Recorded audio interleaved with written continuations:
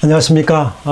여러분 중간고사 기간이 끝났죠. 끝나고 이제 9강이 시작되는데요. 여러분 리포트는 이번 달 마지막 날까지 제가 이렇게 공지한 대로 제 메일 계좌로 보내주시면 메일 주소로 보내주시면 되겠습니다.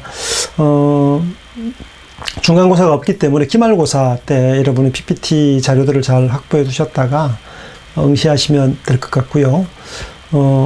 제가 알려드리고 공지한 대로 시간 넘지 않도록 하셔서 9주차가 마무리되는 10월 마지막 날까지는 여러분 리포트를 제출해 주시면 감사하겠습니다.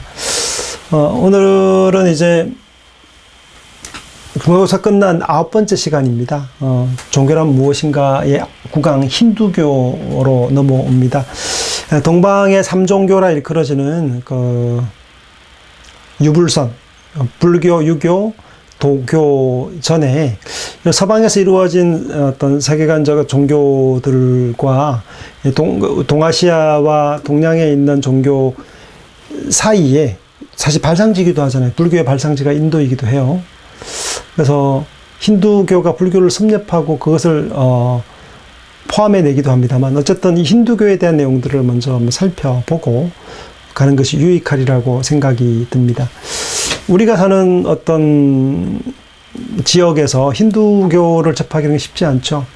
인도까지 가지 않으면 잘 섭렵하기도 쉽지 않고 또 파악하기도 쉽지 않습니다.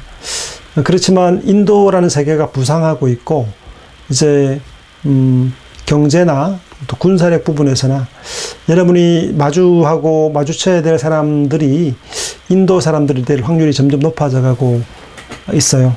여전히 힌두교의 사상과 내용들은 사람들의 인도 사람들뿐 아니라 주변 많은 사람들에게 지배적인 사고 구조를 가지고 현존하고 있는 것이기 때문에 이해하고 넘어갈 필요가 분명히 있습니다. 그래서 힌두교는 단순히 그냥 이렇게 한쪽 지역 종교라는 의미라기보다는 중국 다음으로 많은 인구 대국에서 신봉하고 있는 사상이라는 점에서 탐색해 보는 것 유익하리라고 생각이 듭니다. 힌두교를 한번 넘어가 보겠습니다. 힌두교는 이렇게 5단계로 발전되어 왔다고 볼 수 있는데요. 힌두교는 다른 종교에서 찾기 힘든 특별한 특징이 있습니다. 인도 사람들의 특징이기도 한데요. 학문의 함에 있어서 마찬가지로 종교에 있어서는 특히 더 그렇습니다. 뭔가 포괄하는 능력이죠. 그러니까 포용하고 융합하는 능력들이 특화되어 있다고 할까요? 힌두교의 특징이 그렇습니다. 어떤 반발하는 종교가 일어났을 때에도 시간이 지나면서 그것을 함께 이렇게 포함시켜 자신의 문화로 삼아버리는 거죠. 미국이라는 사회가 지금 인종 갈등 문제가 여전히 있죠. 그리고 트럼프 이후에 갈등들, 대선이 얼마 안 남았습니다만, 사회 간의 갈등들이 계속 있죠. 그럴 수밖에 없는 이유가 뭐냐면, 인종이 다르고 국적이 다른 수많은 나라 사람들이 그곳에 모여들었어요. 아시아 계통, 아프리카 계통, 그리고 유럽 계통의 사람들이 다 인종의 용광로처럼 그곳에 함께 살아가고 있단 말이죠. 그 인종의 용광로라 말하죠. 문화의 용광로예요. 모든 것이 다 섭렵되면서 포섭되고 자기 것으로 바꾸어지죠. 이 용광로가 하나 있어요. 중국은 어떻습니까? 중국은 여러 나라로 구성되어 있죠. 여러 민족들로 구성되어 있는데 그곳 역시 중화 문화라는 것으로 하나로 이렇게 그 용광로처럼 녹아들고 있죠. 조선족, 그리고 몽골, 신장 위구르, 티벳 다 이렇게 묶어내고 하나로 삼기 위해 노력하고 있죠. 물론 그 무력이라는 힘을 사용하고 있는 점에서 미국과는 좀 차이가 있습니다만 이런 갈등들이 있으면서 갈등들 이후에 갈등들만 있는 것이 아니고 갈등들을 봉합하고 묶어내고 자연스럽게 녹여내면서 용광로의 기능을 하고 있는 것이 미국의 힘이라고 할 수 있겠죠. 중국은 이제 무력으로 할 수 있는 것이 아니라 문화로 그런 일을 추진하고 노력하고 있죠. 동북공정, 서북공정 이런 걸 통해서 실제로 어떤 교육이나 문화나 역사나 이런 것들 통해서 실제로 그 작업들을 하고 있는 거죠. 힌두교 역시 마찬가지입니다. 특징이 뭐냐면 융합하는 특징을 가졌습니다. 힌두교 역사의 실질적 출발점이 되는 브라만교는요, 그 이전에 인더스 문명의 종교를 포용했습니다. 인더스 문명에 있던 그 종교들을 다 습합시켜서 브라만교를 이렇게 유지해 왔는데요. 이후에 힌두교는 인도에서 기원한 다양한 종교를 모두 포괄하고 있다고 볼 수 있습니다. 5,000년 역사의 힌두교는요, 인도 종교의 발전사를 모두 다 포괄하는 형태로 가지고 있다고 볼 수 있습니다. 그래서 크게 5단계로 나누어 이야기할 수 있는데요. 첫 번째가 브라만교 시대입니다. 그 토착화된 수많은 종교들을 포함시켜서 브라만교를 유지해 왔어요. 그러다가 브라만이 가지고 있는 특징적인 게 카스트 제도거든요. 계급 제도란 말이죠. 이 사성제에 대한 반대해서 발생한 것이 바로 불교입니다. 불교는 일종의 종교 개혁과도 마찬가지인 겁니다. 그러니까 계급 타파, 남녀의 차별이 있을 수 없다. 신분의 차이가 없다. 신분의 기천이 없다. 성불하세요라고 말할 때 성불함에 있어서 어떤 직위와 계급의 차이가 없다. 모두가 다 성불할 수 있고 모두가 다 부처가 될 수 있다고 이야기했던 이 불교는 일종의 혁파, 이슬람교가 가졌던 계급 체대 가운데 반동했던 모두가 알라 아래에서 평등하다고 주장했던 것처럼 이 불교는 힌두교의 어떤 계급 체계를 부수는 파괴하는 개혁파 종교였죠. 그래서 이런 불교가 이랬던 시대가 있었습니다. 두 번째 시대죠. 그런데 이 불교의 개혁을 수용하면서 토속 신앙을 흡수하는 힌두교로 변신하게 돼요. 이 브라만교가 이제는 흡수하는 힌두교로의 변신이 이루어지게 됩니다. 그리고 인격신으로서의 비슈누와 시바를 숭배하기 시작한 시대가 도래하게 되고요. 그리고 수행법으로 우리 요가 많이 하잖아요. 우리나라에서도 요가하고. 그것이 미국으로 건너가면 다 이렇게 실용적으로 바뀌어요. 불교는 마음 챙김, 마음 수련 이런 것으로 바뀌는 것처럼 미국은 상업적인, 실용적인 프라그마티즘이 완전히 활발하게 진행된 나라란 말이죠. 특화된 나라란 말이죠. 이것이 미국으로 건너갔다가 물 건너 다시 돌아오면 어떻게 되냐면 제품이 되어 옵니다. 상품이 되어서. 그러니까 사람들이 누구나 다 할 수 있는 제품으로 장착되어서 판매가 되고 또 수익을 남길 수 있는 것으로 변모되어 온단 말이죠. 요가 돈 내고 가서 배웁니다. 요가 수행하는 게 원래 그런 게 아니잖아요. 그죠? 근데 미국 갔다가 나오면 다 뭐냐면 강사가 되고 돈벌이 수단이 되는 거죠. 근데 실제로 이런 것들을 통해 마음 수행과 수련을 통해 사람들이 건조해지고 퍽퍽해진 삶에서 어떤 명상과 어떤 몸의 수련을 통해서 몸을 챙기고 몸 챙김 그리고 마음도 챙기는 이런 쪽으로 관심을 가져가게 된 것이죠. 그래서 수행법 탄트라 시대, 그 박티의 유행 시대가 온 형태로 이렇게 크게 5단계로 계속해서 발전해 왔다라고 말할 수 있습니다. 브라만교와 힌두교, 힌두교와 고대 브라만교의 차이가 있다면 브라만교가 베다에 근거해서 희생제를 중심으로 하여서 신전이나 신상 없이 자연신을 숭배했다면 힌두교는 신전과 신상이 있고요. 인격신이 신앙의 중심이 된다는 차이가 있습니다. 자연신앙에서, 이 브라만의 어떤 자연신앙에서 인격을 숭배하는 신앙으로 변모된 거죠. 발전한 거죠. 그러니까 버마이리어의 자연신앙에서 이제 신상이 있는 숭배하는 신앙으로 어떤 변모가 이루어진 거죠. 신불에 산 제물을 바치는 공예를 반대해서 육식이 금지되게 되었고요. 브라만교가 재래 의식 위주에서 우파니샤드를 거치면서 범야일의 합일 사상을 통한 해탈을 추구했다면 힌두교는 이를 바탕으로 하되 카스트 계급에 상관없이 누구나 참여할 수 있는 요가 서행법으로 해탈을 추구함으로 대중화에 크고 성공하게 됩니다. 그러니까 우파니샤드에 걸치면서 재래의식 위주의 우파니샤드를 거치면서 버마 1호의 합일 사상을 통한 해탈을 추구한 방식이었다가 힌두교는 이제 이를 바탕으로 하고 있지만 이 방식을 바꿔요. 누구나 참여할 수 있는 요가 수행법을 통해서 해탈을 추구함으로 대중화에 크게 성공함으로써 인도의 대다수의 사람들이 신봉하는 그 인도 사람들 대다수가 다 압도적으로 힌두교인이라고 할 수 있겠죠.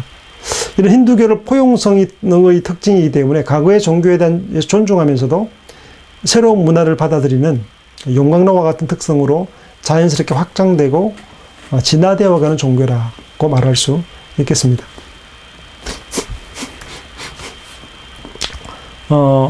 분파들이 있죠. 분파들도 역시도 힌두교 사람들은 어떻게 생각하냐면, 그 분파된 사람들은 자신의 종교는 힌두교와 다르다 생각해요. 그렇게 생각하지만 힌두교 사람들은 어떻게 생각하냐면 그것도 다 힌두교다고 생각을 합니다.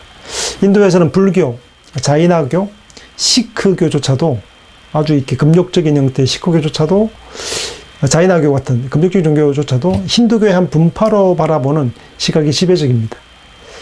불교의 석가모니는 아예 비슈누의 신의 화신으로 바라보는 형태로 보고 있죠. 신의 현현으로 보는. 예.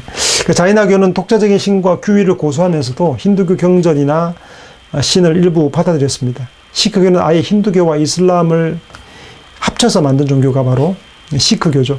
인도 상황이 그렇잖아요. 그 이슬람 문명권과 인도의 문명권이 충돌하면서 파생된 거죠. 인도 사람들과 파키스탄 사람들은 같은 민족입니다. 한 나라 민족인데 왜 나눠졌냐면, 파키스탄은 이슬람을 신앙하기 때문에 분리된 거예요. 분리 독립을 한 거죠. 파키스탄과 인도는 힌두교고요. 그 종교 전쟁이라 할 수 있겠죠. 지금 중국과 인도가 대립하는 중에 있는데, 그 이전의 대립은 사실은 파키스탄도 핵을 가졌고, 그 인도도 핵을 가졌죠. 서로 이렇게 앙울거리고 있는데 종교 문제죠. 근데 그 사이에서 이슬람과 힌두교를 접합시켜서 만든 종교가 바로 시크교라고 할 수 있겠죠. 힌두교의 핵심 사상인 버마이러인 만큼 우주의 원리와 자신을 성찰하는 내면적 종교로 진화하게 되고, 이들은 깨달음을 통해서 해탈을 위해 모든 욕망과 집착을 버리고 육체를 통제하는 강한 정신력을 갖게 될 때 진리를 깨달을 수 있다. 그렇게 해탈할 수 있다고 본 거죠. 오늘날 인도는 헌법적으로는 만민평등 사회지만 일상에서는 카스트적 불평등과 신분 질서가 밑바탕을 이루고 있습니다. 20세기, 21세기까지 접어들었음에도 불구하고 여전히 인도의 촌락이나 도심은 좀 훨씬 덜한데, 또 이렇게 장관, 불가촉 천민 계급의 사람이, 수드라 계급의 사람이, 고위 관리가 되고 공직자가 되는 일들이 쉽지 않아요. 최근에는 그런 사람들이 진출하기도 합니다만, 뉴스가 될 만큼 쉽지 않은 모습을 실제에서는 볼 수 있습니다. 헌법상으로는 만민이 다 평등하다 얘기하지만 실질은 그렇지 않은 것이죠. 인도에서 1세기에서 3세기까지 불교의 전성기였습니다. 불교가 이제 어떤 힌두교, 브라만교에 대한 계급을 타파하는 형태로 일어났기 때문에 인도 전역에서 그게 폭풍처럼 일어났죠. 이 불교가 사실은 남방과 북방으로 소성과 대성으로 발달하면서 중국으로 밀려 들어갔고요. 중국을 뒤엎었고 한반도까지. 고려 사회가 거의 불교 사회였죠. 이런 어떤 거대한 발전들의 동력들을 가지고 전성한 시기였지만 4세기에 반전이 일어납니다. 인도가 불교의 발상지임에도 불구하고 5세기에는 불교가 쇠퇴하게 되죠. 인도가 쇠퇴하지만 중국과 통일신라 그리고 고려의 저기까지는 계속되게 되죠. 중국도 마찬가지고요. 불교는 인도인의 뿌리 박힌 사상인 카스트 제도를 반대해서 남녀가 모두 평등하고 성녀 계급에 여성 참여를 허용한 까닭에 기득권층의 강력한 격렬한 반발과 저항을 샀습니다. 여자와 남자가 동등하게 성녀가 될 수 있다. 직급을 가질 수 있고 성직자가 될 수 있다고 이야기했던 것 때문에 치열한 어떤 반발을 불러왔던 것이죠. 서민 종교 불교의 쇠퇴와 함께 인도인의 성향에 맞는 새로운 종교가 요구되었을 때 브라만교는 변신을 시도하게 됩니다. 소와 말, 고급 재물을 바치는 것은 귀족들이나 부자들이나 힘 있는 사람들만 할 수 있는 거잖아요. 그 대신에 꽃과 과일을 제물로 간소화시키고 서민적인 방식으로 변모하게 됩니다. 태어날 때부터 죽을 때까지 삶의 고비마다 의미를 부여하는 게 있어요. 삶의 주기를 이렇게 딱 교리처럼 형성해 놓습니다. 그래서 장명식, 이름을 짓는 것부터 돌잔치, 결혼과 장례식까지 죽을 때까지 어떤 형식들을 만들어서 인생관을 고착시키게 되죠. 낮은 삶의 자리까지 내려가면서 대중적인 종교, 어떤 고급한 사람들만, 귀족뿐 아니라 모든 사람이 참여할 수 있는 종교로 탈바꿈함으로써 힌두교는 명실상부한 인도인의 종교로 자리 잡게 되었습니다. 그리고 힌두교의 특징은 또 신을 선택하는 자유가 있어요. 힌두교에서 개인이 자신에게 맞는 신을 선택해서 믿는 자유가 있습니다. 뭐 다양한 일본이 신의 종류가 800만 개라고 얘기하면 인도는 그것보다 뭐 수천 배 많겠죠. 수억이라고 얘기를 합니다. 그렇지만 이제 크게 대표적인 신들이 있는데 숭배하는 신을 선택할 수 있는 자유가 있습니다. 브라흐마와 그리고 비슈뉴와 시바라는 3신이 있는데 자신이 원하는 신을 선택할 수 있죠. 자신이 태어난 가정에서 전통적인 가정신이 있고요. 개인적인 신을 숭배하는 것도 있고 가정이 숭배하는 신이 있고요. 마을이 숭배하는 지방신도 있습니다. 이와 함께 개인이 숭배하는 개인 숭배신이 있는데 세 신이 같을 수도 있고 다를 수도 있겠죠. 이런 의미에서 힌두교는 다신교라고 말할 수 있는데 개인 가정, 마을의 신을 선택하고 여러 신들 가운데서 자신에게 가장 어울린다고 생각하고 가장 강하다고 믿는 신을 선택하기에 파들이 형성되죠. 브라하마뿐 아니라 비슈뉴파가 있고 시바파로 자신이 믿는 신이 최고라고 여기는 형태가 있죠. 그런데 이런 의미에서 다신교라고 표현할 수 있지만 삼신일체라고 해서 이 브라흐마, 비슈누, 시바가 사실은 그 근본 있죠. 동일한 유일신의 다른 모습일 뿐이라고 보는 형태로 유일신교라고 부르기도 합니다. 그래서 창조는 창조 있죠. 만든 생성은 브라흐마에게 있고 그것을 보존하고 다스리고 유지하는 것에게는 비슈뉴가 있고 그것을 종말을 고하고 파괴하고 질서를 분질러내는 것들은 시바, 이 파괴적 신의 시바에게 부여해서 한 신이 세 형태로 주장한다는 점에서는 이제 유일신이라는 의미도 쓰고 있죠. 힌두교의 세계관은 그렇습니다. 한국도 역시 종교백화점과도 같죠. 동양사회는 그렇습니다. 종교적 백화점과 같은 곳에서 온갖 종교들의 전시장이 바로 대한민국이기도 하죠. 힌두교적 세계관은 한국 사회에도 사실은 뿌리 깊이 이미 영향을 주고 있다라고 말할 수 있습니다. 왜냐하면 이 힌두교의 어떤 것에서부터 그 사상 자체를 무너뜨린 것이 아니고 해탈, 구원에 대한 어떤 갈망들이 불교로 옮겨갔던 것이죠. 업보라든가 업과 보, 우리 행한 것에 대한 보응이죠. 업보. 여러분 직업할 때 직자와 업자가 다르잖아요. 직은 내가 하는 기능이라면 업은 내가 받은 소명, 내가 마땅히 태어나서 해야 될 업이라고 얘기하는 것과 이제 직이라는 것이 다르죠. 그러니까 사람이 살아가야 될 근본적인 업이 있는가 하면 그것을 이루어내기 위해서 가지는 여러 기능들이 있죠. 직들이 있죠. 직들은 직장이라는 것은 왜 있냐면 이 업을 이루기 위한 것으로. 그러니까 직업이란 단어 속에도 우리가 모르지만 우리의 생활 속에 사실은 담지되고 있는 언어나 용어 속에서 또 삶의 방향 속에서 많은 경우 사실은 그런 영향권 속에 살아가고 있는 거죠. 전쟁에 대한 이야기들도 많이 하잖아요. 전쟁, 윤회와 같은 개념들. 시간관도에서 마찬가지죠. 이렇게 아우구스티누스가 직선적 세계관, 서구적 세계관을 얘기한다면 동양적 세계관은 순환사관을 가졌죠. 그래서 힌두교의 세계관입니다. 그래서 전쟁에 대한 이야기, 여러분 지났던 재미있게 봤던 드라마 가운데 도깨비 영화 혹시 보셨습니까? 사람들이 이제 윤회전 환생하는 경우, 전생이 있다고 믿는 경우들 이런 것들을 얘기하죠. 기독교의 유일해적인 직선상관과는 다른 대척적 세계관을 가지고 있는 게 바로 힌두교의 세계관이라고 말할 수 있습니다. 이 부처가 된다는 걸, 성불한다는 것은, 이 구원받는다는 것은, 윤회하는 끊임없는 이 비루하고 영원회기의 어떤 고통스러운 어떤 반복된 삶으로부터 탈출하는 거, 이게 이제 성불이잖아요. 해탈하는 것이잖아요. 벌스와 데스, 리버스 계속해서 윤회하는 세계관을 가지고 있습니다. 그런 어떤 세계관을 담지한 종교고요. 힌두교 정신의 영향력이라는 것은 웰빙 열풍과 함께 요가와 명상, 우리 주변에 이미 많이 퍼져 있죠. 예전에는 우리가 산업화 시대에 이런 게 없었죠. 근데 어느 순간에 보니까 우리 주변에는 마음 수련, 뭐 요가, 명상 이런 것들이 많이 이제 우리의 삶의 자리에 들어서 있죠. 힌두 세계관과 정신 세계의 영향력을 보여주는 것이라고 볼 수 있겠습니다. 우리 힌두교를 신앙하지 않다고 얘기하지만 많은 사람들은 어떤 요가나 마음 수련 이런 것들에 마음을 주고 있는 것을 볼 수 있죠. 삶이 더 건조해질수록 더 그럴 거라고 생각이 듭니다. 요가는 신과의 합일과 경이로운 체험을 위한 가장 오래된 형태의 모습이라 할 수 있습니다.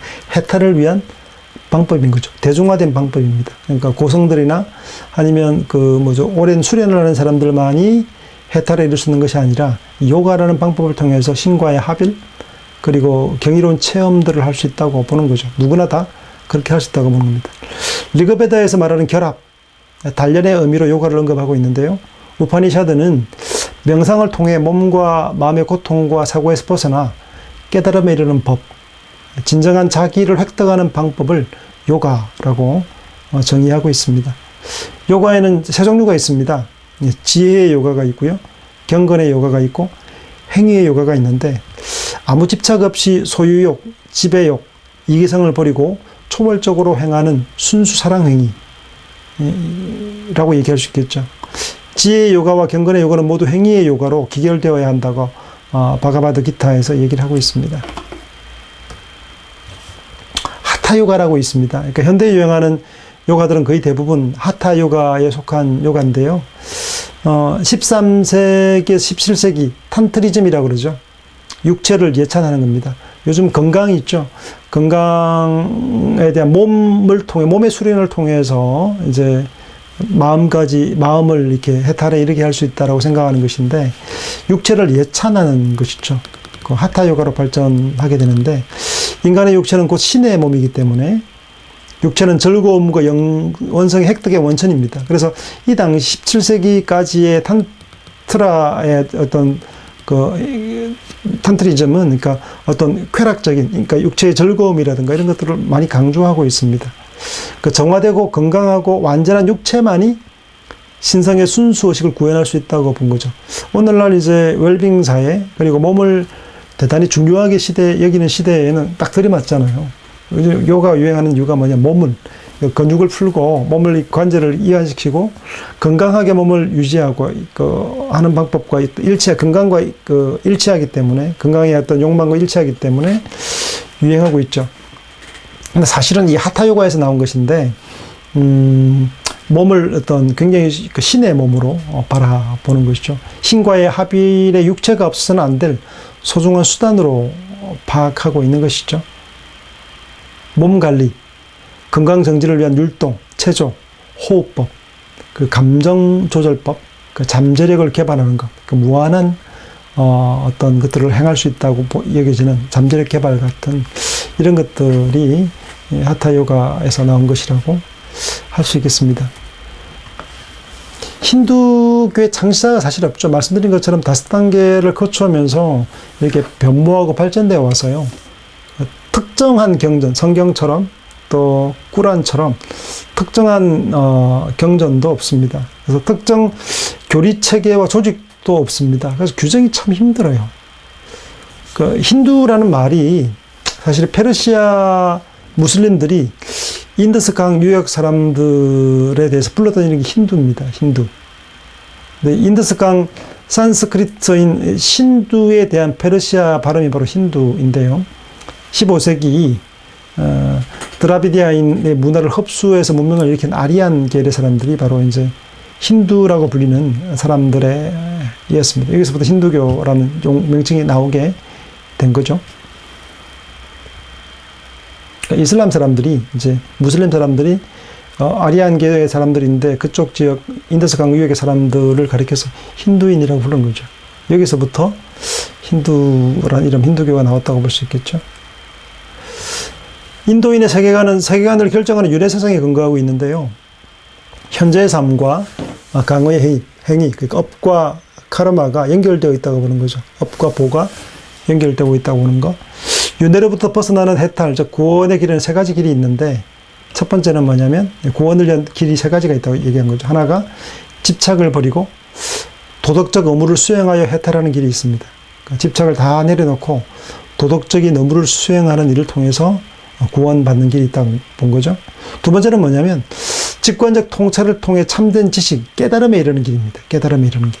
불교에서 이제 강조하는 것이기도 하죠. 직관적 통찰을 통해 참된 지식에 이르는 길을 통한 구원, 자신을 구원하는 길이 있고요. 세 번째가 뭐냐면 모든 사람과 생명에게 자비를 베푸는 신의 길, 사랑의 길을 통해서 구원할 수 있다라고 보는 것 얘기합니다. 지식과 수행, 또 사랑을 통해서 신의 길을 통해서 구원이 있다고 얘기하는 거죠. 기독교와 이슬람, 유대교와 같은 직선적 시간과 다른 시간 이해를 가지고 있고, 힌두 사상에 의하면 우주는 브라흐마와 비슈뉴, 시바에 의해서 창조, 유지, 해체 과정을 끊임없이 반복 되풀이하고 있는 겁니다. 그러니까 태어나고 생성되었죠. 그 우주와 똑같아요. 한 개인이 태어났을 때 창조는 브라흐마에 의해서, 유지와 보존과 성장은 비슈누에 의해서, 그리고 해체와 종말과 파괴는 시바에 의해서. 개인뿐 아니라 우주도 마찬가지. 우주의 탄생, 출생이 사실은 이제 브라흐마에 의해서, 그리고 유지와 보존은 비슈누에 의해서, 마지막 파괴는 시바에 의해서 일어난다고 보는, 이것이 계속해서 반복되고 있고 순환한다고 보는 거죠. 그래서 우주와 인간의 삶이 순환되는 이유를 설명하기엔 이론이 바로 업과 윤회라고 이야기할 수 있겠죠. 이런 형태의 세계관을 가지고 살아갑니다. 그래서 업을 이렇게 좋은 행동을 해야, 도덕적 삶을 살아야 그리고 보응이 좋은 것이 돌아오는 것으로 구성되어 있다는 거죠. 태초의 어둠 속에서 자존적 존재, 그러니까 우주적 영혼인 브라만이 나타났다고 얘기합니다. 스스로 창조를 갈망하면서 물을 낳고 물속에 정액을 싸질러 놓습니다. 황금알인 히런여가르바가 되고, 이 이제 물속에서 정액이 알이 되고 황금알이 되고, 여기서 창조적 브라흐마가 탄생했다 얘기하죠. 1년 속에 물에 있던 브라흐마가 두 부분으로 나뉘어지게 되는데, 반은 하늘이 되고 반은 땅이 되었다고, 그 사이가 공중이 되었다고 얘기를 합니다. 그 하늘과 땅 그 사이의 공중이 형성되었다는 것이죠. 그리고 다른 신화에서는 우주가 해체된 후 비신유가 물 위에 따리를 튼 뱀 위에 잠이 든 채 휴식을 취하고 있었는데, 비신유의 배꼽에서 꽃이 자라고 그 연꽃 속에서 브라흐마가 탄생했다고 기술하고 있습니다. 뭐 기술들이 여러 다양한 버전이 있습니다만, 어쨌든 그래서 브라흐마를 배꼽에서 태어난 자, 연꽃에서 출생한 자로 불리게 됩니다. 프라나에 의하면 창조주 브라흐마는 낮에는 우주를 창조하는데 이 우주는 43억 2천만 년간 지속된다고 얘기합니다. 그 창조가 브라흐마에 이루어지게 되면 이 첫 번째 순환하는 회기 속에서 우주가 언제까지 유지되냐면 43억 2천만 년간 지속되고, 이 시간이 지나면 밤이 되고요. 브라흐마가 잠들고 세계는 물에 의해 차례로 파괴되는데, 전 우주가 43억 2천만 년 동안 잠재적으로만 존재하고 있게 됩니다. 그렇게 이제 43억 2천만 년의 주기로 창조되고 보존 유지되다가 파괴되고 잠재적으로만 있다가 다시 생성과 해체가 일어나는데, 이것을 1브라흐마의 기간이 이제 43억 2천만 년간이고, 또 이제 해체되고 또 잠재적으로만 있다가 다시 생성되고 43억 2천만 년이 지속되고, 이렇게 100브라흐마가 지속되어지고, 이 모든 기간이 끝난 뒤에 5가지 자연 요소인 불, 물, 공간, 바람, 흙으로 해체되는데, 이 단계가 우주의 궁극적인 해체 종말인 프랄라야라고 얘기합니다. 프라나와 프랄라야라고 얘기를 하고 있죠. 이렇게 이제 해체 종말이 오게 되는 것으로 해서 이렇게 얘기하는데, 어마어마한 시간이죠. 상상할 수는 있겠습니까? 43억 2천만 년 한 번의 주기가요. BC 25세기에서 17세기, 까마득한 때죠. 정말 오래된 때인데 하나파 문화가 등장하게 되고요. BC 15세기, 이때도 엄청나게 오래된 시기죠. 이때는 그 시기로 보자면 그 14세기, 15세기면 무척 그 서구로 보자면 그 모세 보다 더 오래된 시기로 볼 수 있겠죠. 그래서 BC 17세기로 보자면 아브라함 이후라 볼 수 있겠는데 어쨌든 힌두교 성립 시작입니다. 아리안들이 인도를 침략하게 되고 인도를 정벌합니다. 그리고 BC 7세기에서 2세기 동안에 500년간이 바로 베다 시기입니다. 그 리그베다 이름을 따서 베다교로 불렸던 시기이기도 합니다. 힌두교 최초의 경전이 바로 리그베다인데요. 10개의 장으로 구성된 1280개 창가가 포함되어 있습니다. 리그베다는 힌두 최초의 경전으로 BC 15세기에서 5세기에 걸쳐 천천히 형성되었는데 야주르베다, 사마베다, 제의와 제사를 위한 제사 모음과 노래 모음집들이 있습니다. 브라마나 브라민들의 만든 제의서인데요. 또 아란타카는 제사와 우주의 관계의 힘의 원천으로 보는 브라만 사변을 볼 수 있습니다. 우파니샤드는 브라만과 아트만의 동일 관계, 유네와 카르마의 개념을 포함하고 있습니다. 수트라는 BC 6세기에 네 계층에 따른 다르마, 어무를 구성하게 되고요. 이때 이제 사성제라 말하는 브라만 계급과 불가촉 천민까지의 수트라 계급을 이렇게 나누게 되죠. 의식과 생활 규범을 정리하게 됩니다. 마하바라타는 이제 AD 4세기까지 이어지게 되는데요. 18편의 10만 송의 시를 가지게 되고 비슈뉴 교파가 발전하게 됩니다. 바가바드 기타는 6권 17장 700송의 시로 구성되어 있는데 가장 중요하고 큰 영향력을 가진 것이 바로 바가바드 기타입니다. 그래서 해탈의 세 가지 길에 대해서 얘기하고 있고 브라마니즘과 고행주의 등을 체계적으로 종합하고 있습니다. 그리고 인도 영화 보시면 주로 춤 많이 추지 않습니까? 그 춤이 그냥 온 게 아니죠. 이런 노래와 관련이 있습니다. 몸을 중시하는 것과 노래와 관련이 있죠. 우리나라 역시도 춤에 대해서 예술적인 것이 특화된 민족이잖아요. 인도 역시 오래된 어떤 문화 속에서 인도가 아마 경제력을 가지게 되고 그리고 힘을 가지게 되면 아마 이것들이 유행하게 될 때 최근에 인도가 부성하면서는 이제 그런 영화들이 또 익숙해지고 흥미로운 노래와 그 노래가락에 맞춘 율동들 그리고 그 몸의 움직임들 또 굉장히 이제 왜 그렇게 그런 문화가 왔을까를 볼 때 이런 힌두교의 문화적 영향력 속에서 이해될 수 있는 것이죠. 예, 리그베다 10장 푸르샤의 노래에 담긴 신의 처형에서 인간 계급을 묘사하고 있는데요. 네 가지 계급이 있습니다. 머리, 팔, 허벅지, 발. 여러분 플라톤에서 그 철인과 용기를 가진 기사 계급과 밑에 이제 일반 허리를 아래의 사람들로 구성된 것으로 이렇게 세 계급으로 구성했던 것처럼 카스트 제도는 네 가지 계급으로 구성합니다. 머리와 팔과 허벅지, 발로 구성하는데요. 브라만 계급이 있고 그리고 용사들, 무사 계급이 있고요. 농상 계급이 있고 마지막에 이제 수드라라고 말하는 하층 계급이 있습니다. 브라만과 크샤트리아는 이제 무사들이죠. 전쟁하는 사람들이고 그리고 바이샤라 말하는 농업과 상업에 종사하는 사람들 그 아래에 있는 이제 아주 하층민들이 하층 계급이 수드라가 있고요. 네, 그렇게 카스트 제도가 돼 있죠. 그 아래에 이제 마지막 있는 게 뭐냐면 바로 그 범주에도 끼지 못하는 사람 있죠. 발 있죠. 발에 때만도 못한 사람들. 그러니까 머리, 팔, 허벅지, 발인데 발에 끼지도 못하는 사람들이 바로 불가촉 천민이라는 사람들이죠. 이 사람들이 뭘로 맞아 죽는 경우가 가끔 뉴스에 나오죠. 아마 뉴스에 떠오르는 것들은 정말 일부일인 거고 그 거대한 인도에서 많은 경우들이 있을 것이라고 생각이 되어집니다.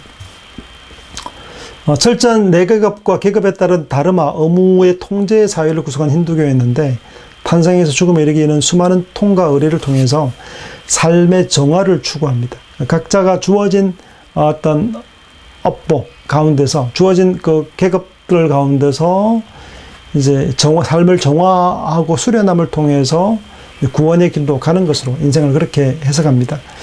이런 계급 사회가 작동할 수 있는 이유가 뭐냐면 윤회 교리 가닥입니다.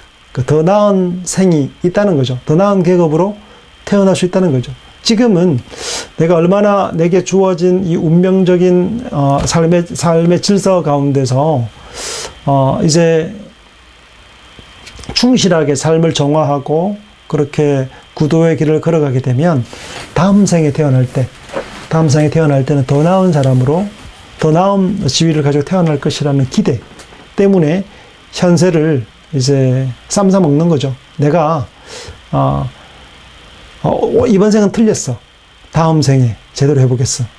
이런 식인 거죠. 근데 그게 가능하기 때문에, 그런 어떤 윤회에 대한 신앙을 가졌기 때문에, 이런 어떤 윤회 교리 가닥 때문에 계급사회가 실제로 작동했던 것이죠. 이 땅이 전부였다고 생각하는 유일해적인 세계관 속에서는 있을 수 없는 일들이 있는 거죠. 사성제도와 브라만 계급의 권위를 인정하지 않는 불교나 자이나 교회가 출현하게 된 거죠. 그렇게 해서 이제 이것 사성제를 파괴시키는 제도가 종교가 일어났을 때 큰 변화가 있었죠. 불교가 한번 휩쓸고 갔죠. 마우리아 왕조 아소카 시대 불교가 번성했다가 이제 몰락할 때 힌두교가 다시 재확립되게 된 거죠. 바가바드기타 좀 전에 말씀드렸는데요.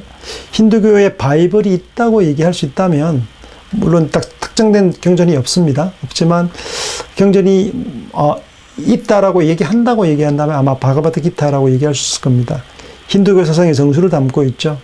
획기적인 구원의 길을 제시하고 있는데, 비슈누 신에 대한 사랑 속에 여자, 노예도 해탈할 수 있다는 구원론을 제시합니다. 여자도 구원받을 수 있다. 노예도 구원받을 수 있다.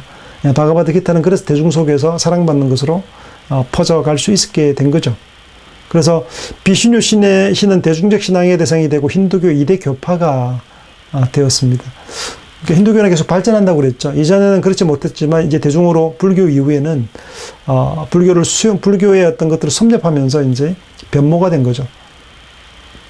이 자본주의가 처음에 등장했을 때는 복지라든가 평등에 대한 내용들이 약하다가 공산주의가 등장하면서부터 어떤 사회주의 색채적인 내용들을 이렇게 품게 된 거죠. 그것이 우리가 지금 가지고 있는 국민연금이나 의료보험 체계들 같은 경우는 사실은 복지라는 개념을 가지고 있지만, 이전에 있던 공산적 사상에 대한 내용들을 자본주의가 머금고 가는 거죠. 수정자본주의로 변모되어 가면서 자본주의에 극렬하게 되고 양극화된 것들을 이제 순화시키는 작업들, 그러면서 자본주의를 유지해가는 것으로 이렇게 변모되어 가는 것처럼, 불교를 한번 몇 세기 동안 경험했던 힌두교, 브라만교는 힌두교로 저렇게 재송되고 거듭나면서 새로운 종교로 탈바꿈하게 된 거죠. 대중적 신앙이 되고, 힌두교의 2대 교파가 된 것이 비슈누 신인데요. 보존, 사랑, 이런 것들입니다. 비슈누의 화신이 라마, 아내는 락슈마, 아들은 까마인데, 이것도 신들인데 사실은 복잡하다는 신이 있어요. 인도의 신들은 대단히 많은 신들이 존재하는데 사실은 다 화신들이라 보면 됩니다. 비슈누의 화신들입니다. 라마도, 락슈미도, 까마도 마찬가지입니다. 근대 인도를 보자면 13세기 이슬람이 인도 북부를 장악하죠. 파키스탄 지역인데요. 16세기 무굴 제국을 건설하고 지배했죠. 그래서 다양한 신을 인정하던 힌두교와 유일신을 강조하던 알라 신앙이었던 이슬람과 충돌하게 됩니다. 힌두교의 카스트 계급제도에 반대하는 이슬람 평등주의도 계급제도와 평등주의가 서로 충돌하게 되죠. 이 갈등 상황을 탈피하기 위해서 이슬람과 힌두교가 조화된 시크교가 그 중간에 이제 출현하게 됩니다. 나낙을 중심으로 한 시크교가 형성되는데, 여러분 옆에 잠깐 보시면 인도의 종교 현황이 나옵니다. 약 74.3%가 9억 271만 명이 힌두교인들입니다. 이슬람이 많죠? 1억 7,245만 명. 우리나라 인구보다 얼마나 더 많습니까? 그죠? 이슬람교 사람들이 이만큼 많습니다. 기독교인이 남한 인구보다 더 많아요. 7,100만 명이 넘습니다. 시크교 2,258만 명, 전통 종교. 불교는 거의 다 이제 소멸한 것처럼 보이죠. 990, 약 1,000만 명 가까이 온 사람들이 불교입니다. 인구가 정말 많죠. 이 많은 인구 속에서 분포된 종교를 보면 여전히 힌두교가 압도적으로 지위를 장악하고 있고, 그 다음으로 이슬람교, 그 다음에 기독교가 형성하고 있는 모습을 볼 수 있습니다. 17세기 이후에 영국의 영향이 컸죠. 17세기 영국의 식민지로 지배를 받으면서 또 다른 변화를 맞게 되는데, 힌두교 개혁자 람 모한 로이는 남편이 죽어 지낼 때 아내도 함께 화장시키는 제도, 수티 제도를 형성하게 되는데, 그 17세 미만 여아 조혼 제도 폐지 운동을 펼칩니다. 그러니까 남편이 죽으면 아내도 함께 화장을 시키는 거예요. 순장 문화라고 옛날에 있었죠. 순장. 우리 그 고대 신라 순장 문화가 있죠. 그러니까 그 주인이 죽으면 그 종들도 말들도 다 따라 함께 매장하는 끔찍한 거죠. 그런 어떤 남편과 함께 살아있는 아내도 함께 하장시키는 이런 제도의 문제, 그리고 11살이 되지 않은 초등학교 4학년 나이죠. 4학년 17세 미만의 여아들을 이런 나이에 결혼시키는 좋은 제도로 폐지운동을 펼친 사람이 바로 힌두교 개혁자 람모한 로이입니다. 그리고 로이는 기독교적인 개혁 요소를 힌두교 안에 수용해서 힌두교를 변화시키는 거죠. 힌두교의 특성이 다른 종교를 다 가져와서 이제 수납해서 변모시키는 것인데 그 영향력을 받아들이는 것입니다. 그래서 평등에 대한 부분들을 가져온 거고요. 19세기 라마 크리슈나는 여러 구원의 길을 이야기합니다. 종교 다원주의 선구로 섰던 사람이 라마 크리슈나가 있고요. 20세기 초 간디가 출연하게 되죠. 평화주의 힌두교 개혁자죠. 이 간디가 젊은 시절 영국에 유학을 갑니다. 영국에서 수학하면서 그가 가장 좋아했던 성경의 내용이 뭐냐면 마태복음, 신약 마태복음의 산상수훈이라고 있습니다. 그 산상수훈을 읽고 정말 감동을 받고 좋아하게 되죠. 그 수행하는 것과 관련해서 어떤 예수의 어떤 가르침을 영향을 받게 되죠. 독립운동이 있습니다. 라마 크리슈나의 제자 비베카난다인데요. 라마 크리슈나 선교회를 설립하고 국제 무대에서 사회봉사 활동을 하고 종교 다원주의를 전파하게 됩니다.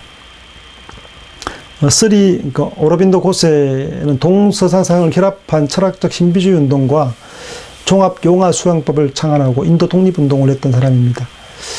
독립운동을 하고 여러 국제적인 어떤 질서들에 영향을 미치게 되는 사람들이 출연하기 시작하는데요. 그리고 강가르디 틸라크라는 사람이 있는데 바가바드 기타의 세상에서 불의에 헌거해서 적극적 행동주의 철학으로 독립수쟁을 하게 됩니다.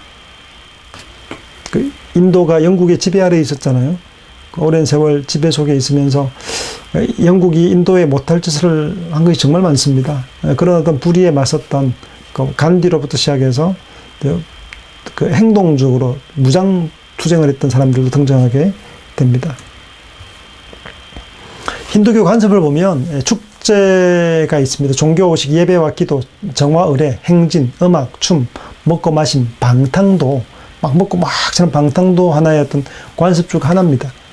축제와 함께 성스러운 강의나 성지를 순례하는 것은 중요 종교 생활 중의 한 요소라고 할 수 있겠죠. 성지 방문을 통해서 죄악에서 벗어나 윤회에서 해탈하기를 희망하게 되는 거죠. 돌고 도는 이 윤회의 수레바퀴에서 벗어나기를 갈망하는 거죠. 특히 죽음의 임박해서 겐지저강을 찾는 이유는요, 해탈에 대한 기대 때문에 그렇습니다. 인구 6억 명을 멀려 살리는 강, 이 최대 성지 바라나시에 가면 지금도 사람들이 인산일을 이루면서 죽음의 때에 가까워지면서는 이쪽 가서 성수에서 우리가 보면 정말 더러운 물이잖아요. 똥물 같은 곳인데 그곳에 몸을 잠그고 그 목욕 재래하는 모습을 볼 수 있습니다. 다르마는 이제 인도에는 출생과 동시에 고유 의무가 있다고 보는 거죠. 다르마를 지켜야 되는데 그 의무라고 보는 거죠. 다르마 의무에 대한 규정은 많은 법전 가운데 대표적으로 만우 법전에서 있는데요. 힌두교 인생의 목적을 4단계로 걸쳐 설정하고 있습니다. 1단계는 재물을 이제 모으는 목적을 가진 때가 있다고 얘기를 합니다. 그 두 번째는 쾌락에 심취할 때가 있다고 얘기를 합니다. 그리고 세 번째 단계가 뭐냐면 의무가 있습니다. 다르마에 충실해야 될 때가 있고 마지막 단계가 해탈입니다. 그래서 태어나서 재물을 충실하게 모으고 그 다음에 그 재물을 가지고 정말 즐겁게 쾌락을 즐기고 그리고 어떤 시기가 오면 의무를 수행함으로 인생을 마무리하고 해탈에 이르게 되는, 해탈을 추구하는 것으로 가는 게 바로 길이라고 보고 있는 거죠. 인도 사상은 전통적으로 우리가 살아있는 하나의 유기체로 여기고 있습니다. 그래서 우리를 하나의 유기체로 보고 있고 살아있는 유기체는 일정한 질서체계 속에 운행되고 있다고 인식하면서 다르마는 자연과 사회 모든 이면에 있는 질서세계에 대한 의무라고 보고 있습니다. 좁게로는 개인이 지켜야 될 종교, 사회적 의무를 의미하고 넓게는 사회와 우주의 유기적 질서를 유지시키는 의무를 의미합니다. 다르마를 적용한 것이 바로 카스트 제도죠. 우주 전체가 하나의 유기체적 질서이기 때문에 다르마에 운행되어야 하기 때문에 다르마가 사회에 적용된 것이 바로 카스트 제도라고 말할 수 있겠습니다. 그 질서에 따라 운영되어야 되기 때문에 그것이 우리에게 주어진 운명적인 부분들에 대해서도 충실하게 받아들이는 것이 필요하다고 보는 것이죠. 인생에 4단계가 있다고 얘기를 합니다. 학생기, 그러니까 8세부터 11세까지인데요. 배다 학습의 시기로 지적, 도덕적 훈련의 시기라고 얘기합니다. 태어나서 8세까지는 이제 아이고요. 그리고 8세부터는 본격적으로 이제 자기 인생의 4단계를 설계하고 진행하게 되는데, 종교적인 이제 경전이라 말할 수 있는 배다를 학습하는 시기입니다. 도덕적으로 훈련하는 시기고요. 가죽이라고 있습니다. 결혼을 하고 자녀를 낳고 경제활동을 하고 신께 제사를 드리고 이웃에 봉사하는 시기라고 얘기합니다. 그리고 임주기는 이제 그런 어떤 재산을 모으고 쾌락을 누리는 때를 다 지나서 세속 임무를 끝내고 부인과 함께 삼림에 응거하면서 명상과 수행을 통해서 궁극적인 가치를 추구하는 시기가 바로 임주기라고 얘기합니다. 그리고 유행기가 있는 마지막으로요. 일체의 모든 집착을 다 벗어버리고 탁발 수행하며 성지순례, 죽임을 준비하는 시기가 바로 유행기라고 하는 거죠. 모든 것 다 내려놓고 이제 탁발 수행하며 성지순례하고 죽음을 준비하는 시기로 보는 거죠. 힌두교의 신학을 얘기하자면 삼신일체라 얘기할 수 있습니다. 최고의 신 개념을 가지고 있는데 3가지 윗계가 있죠. 창조의 신, 브라만, 궁극적인 실제인 아트만의 동일지이죠. 보존의 신, 그러니까 창조하는 신이 있으면 이제 보존하는 신이 있어야 되잖아요. 비신우입니다. 다행의 화신으로 반인, 반수, 부처 등, 부처 역시도 식과머리 역시도 비신우의 현신으로 힌두교에서는 이해하고 있어요. 정말 많은 형태로 드러납니다. 그리고 파괴의 신 시바인데요. 무서운 신이자 이제 파멸의 신, 파괴의 신, 종말의 신인데 루드라, 나타나자, 카르티케아로 출현해서 변신하는 존재로 얘기하고 있습니다. 삼신신앙이지만 이론론 신앙이에요. 브라마, 비슈뉴, 시바의 배경들 외에도 반신, 반인, 정년, 악령들이 있는데 위대한 인물의 신격화와 성자를 포함하면서 신의 수는 약 3억 3천에 달하는 것으로 알려져 있습니다. 일본의 800만 개의 애니미즘보다 훨씬 더 압도적으로 많죠. 800만과 3억 3천 비교가 안 되죠.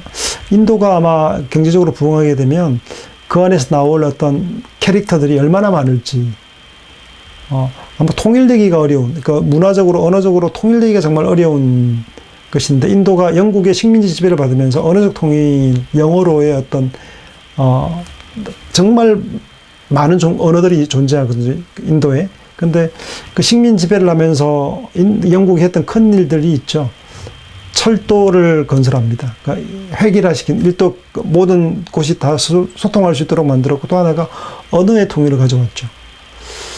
예, 그런 어떤 식민 지배의 끔찍한 일들이 있었지만 인도 사회 같은 다민족 사회가 하나로 뭉쳐지게 되는 계기가 종교적인 힌두교라는 종교적인 통일뿐 아니라 언어적인 통일인 영어와 또 경제적인 어떤 통로가 되는 어떤 뭐랄까 혈액이 통과할 수 있는 어떤 혈관과 같은 역할을 철도를 깔았던 것이죠.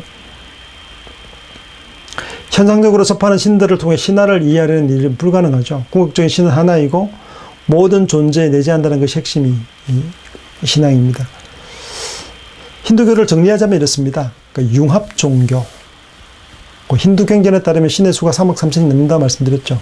융합 종교다. 그리고 이론론을 가지고 있다. 궁극적으로는 하나의 신이다. 브라만이 있고 비슈뉴가 있고 그리고 시바가 있지만 그러나 그 삼신이 존재하는 다신교적 색채를 지녔지만 결국에는 이론론적인 궁극적인 신의 변신으로 현신으로 변모하는 신으로 보는 거죠. 다양한 형태로 나타난 것이라고 주장합니다. 하나로에서부터 시작된 것이다. 그리고 힌두교 신앙의 특징이 삶과 밀착되어 있죠. 여러 불교나 자이나교 같은 여러 도전들을 겪으면서 변화되는 것이 바로 이제 삶과 서민들과 밀착되는 것으로 내려오면서부터 일상 삶이 있죠. 모든 삶을 다 적용하는 방식으로. 수행법도 요가, 탄트라 이후에 이런 고승들과 또 수행하는 사람들만이 아니라 일반 사람들도 몸을 관리하고 또 적응하면서 수행할 수 있는 해탈의 길이 있는 서민적인 종교로 탈바꿈하면서 삶과 매우 밀착된 종교가 되었습니다. 그래서 신화의 세계가 실제로 생활에 적용되는 종교입니다. 그래서 여러분 우리가 한국 사람들이 인도에 가거나 또 이슬람에 가면 놀라죠. 또 이슬람 사람들과 힌두교에 심취해 있는 사람들이 한국 사회를 보면 이해하지 못할 겁니다. 신앙과 삶이 떨어지지 않는 거죠. 신앙이고 삶이고 삶이고 신앙인데 그런 세계 속에 살던 사람들이 신앙 없이 살아갈 수 있다고 생각하는 것 자체를 이상하게 여길 겁니다. 정말 낯설게 여길 겁니다. 우리 입장에서 보면 어떻게 종교가 삶을 지배할 수 있는가라고 생각할지 모릅니다만 실제로 그들의 삶은 종교와 삶이 밀착되어 있는 삶이라고 할 수 있겠죠. 순환적 시간관이 있고요. 우주와 인간의 삶은 끝없이 순환한다. 업과 윤회 세상에 있습니다. 다르마, 의무죠. 자연 및 사회의 조화를 이룬 삶, 계급 제도도 역시도 이것은 다르마, 의무를 가진 어떤 자연적 조화라고 보는 거죠. 카스트 제도가 그렇습니다. 머리만 있고 팔과 다리가 없으면 안 되죠. 이상하죠. 팔다리가 없는 머리는 이상하죠. 발이 없는 팔, 몸 등은 이상한 거잖아요. 이 조화를 이루는 것 가운데서 자기 의무를 다하는 것, 이 카스트 제도가 어떤 정당화되는 모습들이 바로 현실적으로 부각될 수 있는 것들이 바로 이런 다르마에 기원한다고 할 수 있겠죠. 이원론까지 신과 악마의 투쟁, 대바와 아수르 간의 투쟁, 대바의 궁극적인 승리까지 묘사하고 있는 이야기가 있습니다. 우리 여기까지 힌두교를 살피고요.